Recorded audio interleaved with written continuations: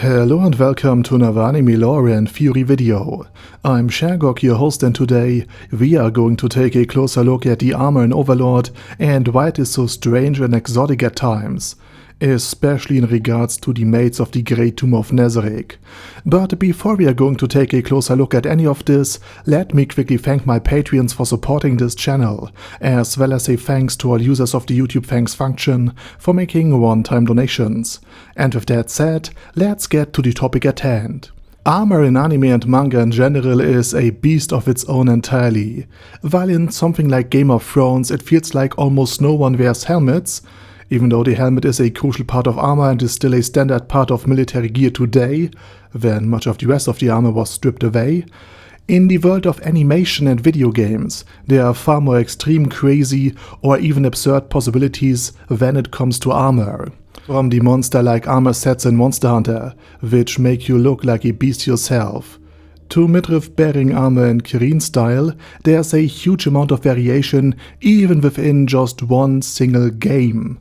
And in Overlord, for example, there's the infamous bikini armor as well, which is worn here by a highly agile assassin with superhuman reflexes. She's not only able to block, but also counter the sword strikes of an Overlord, and even integrate them into her acrobatic, feline-like combat style, so she doesn't even look to protect herself with this type of armor. But she wants to scare and intimidate her opponents, because her armor is made up from the ID tags of fallen adventurers. And again, it serves to intimidate and demoralize opponents. And that's because the rank of an adventurer correlates strongly with their superhuman strength. In other words, Clementine isn't just showing off her sadism, she's flaunting her trophies to instill fear and a psychological shock to her opponents.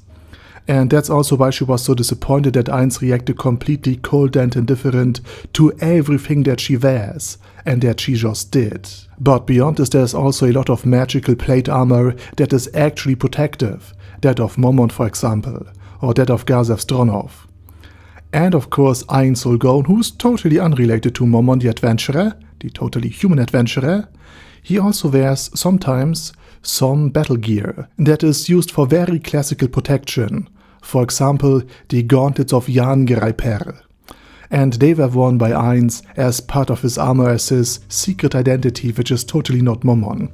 And they are not only more durable than modern steel, but also magically enhance the physical strength of the wearer, in this case of Ainz Ooal. And in general, magic in Overlord strengthens already extremely resistant and fantasy-like materials, to the point where these medieval-looking suits of armor are vastly superior to even modern armor, and sometimes even modern tanks. For instance, Ainz Ooal's backup clothing, his backup gear worn by Pandor's actor in the fight against Platinum's armor, was flung across the battlefield without sustaining any damage.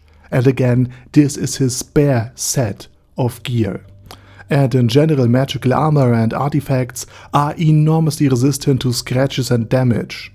Sometimes, though, their strength lies purely in the quality and origin of their materials, because many of the exotic armors come from Yggdrasil Online.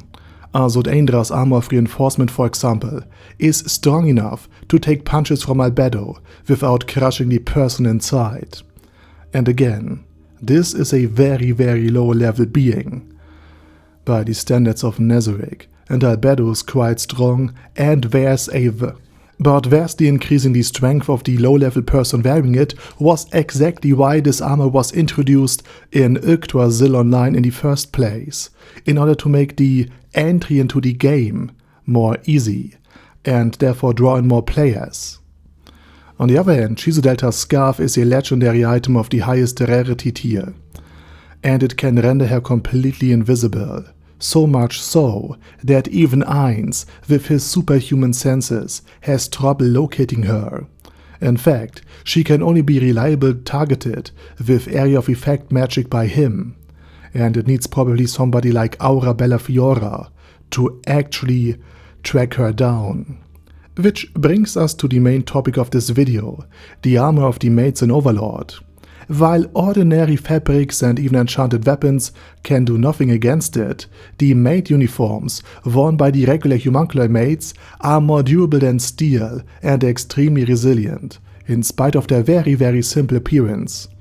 In other words, in a fistfight between a normal maid and one of the homuncular maids, any hit to their outfit would be completely pointless, because it is so durable and strong.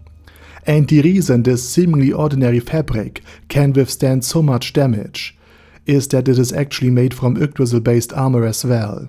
And for all intents and purposes, this is actually armor, because in the video game Yggdrasil Online, you could completely customize the look of your armor without affecting the stats or the defensive power of it. In other words, a bikini armor and a full plate set made from the same materials would be equally strong, despite one having gaping holes and the other just doesn't.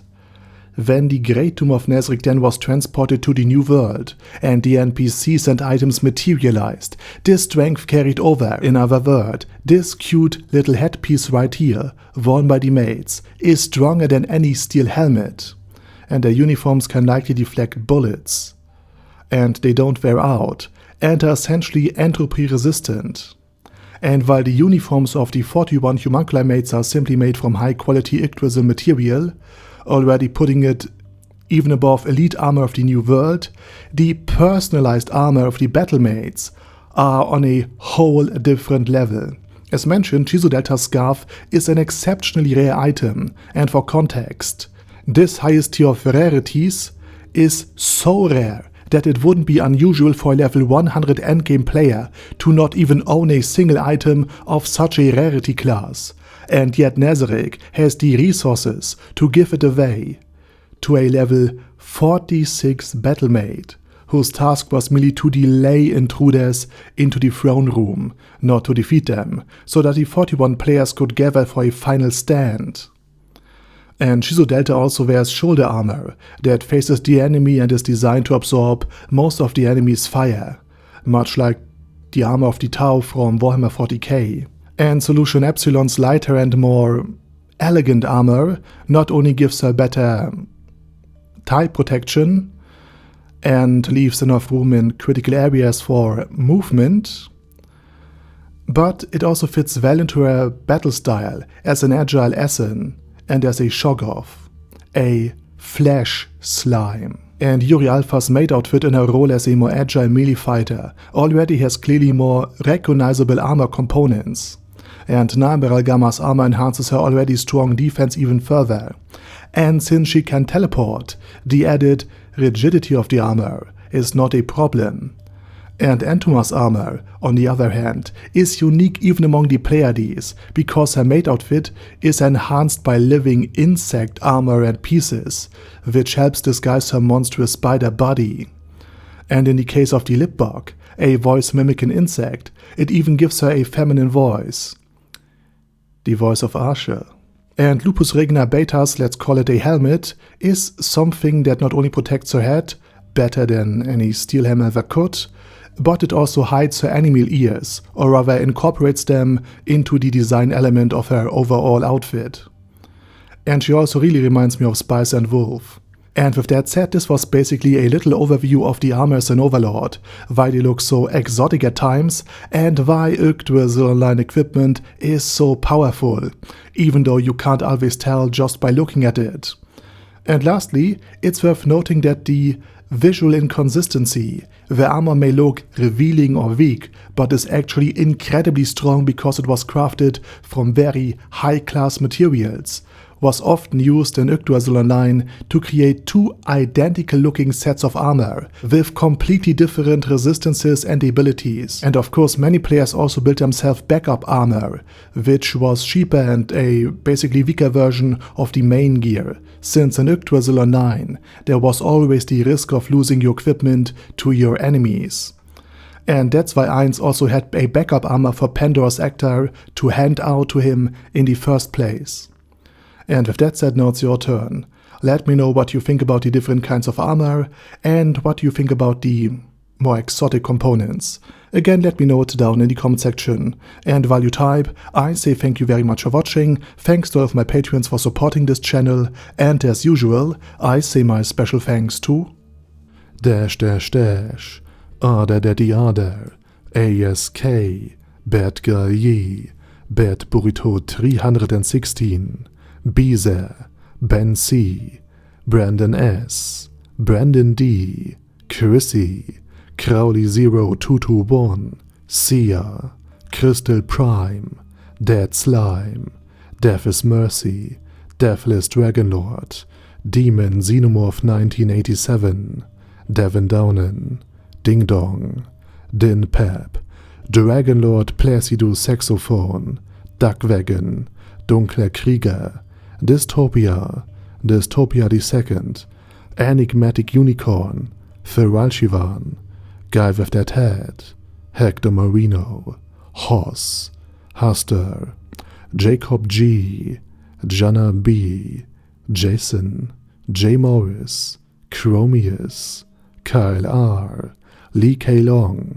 Legendarius, Le Louche Britannia with a Mustache, Lexus Fox, Lord Nishikian Rai, Lord Touch Me, Loverazor, Merowek, Mr. Shoes, Mr. Tweaker, Michael R, Michael Y, Nope, Oh Hell No, Normal Toad, Oh Kill, Overlord General Gasper, Paddy Pentum, Personage, Ruru, Primus 11, Rhinomere, Q&A Caracos P, Shergox's Daddy, Shadow Lightning Wolf, Shrine Keeper, Sir Axolotl, Super Tier Magic Batista Bomb, Supreme Cheese, Staris, Ted, Texas Deer, The Orc Warboss, Rocket Smasher, T.E. Wang, Vash Hawkeye, Vegito27, Venture Fanatic, Wilhelm, Xenokai, and Sonagon. Thanks guys. Anyway, have a nice day, and I hope to see you all again soon on my next video.